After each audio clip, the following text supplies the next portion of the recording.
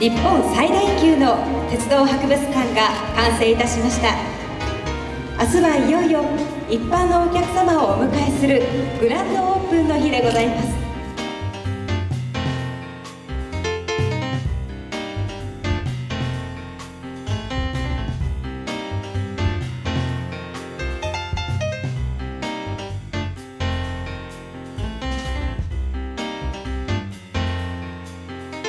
子どもさんから大人まで楽しんで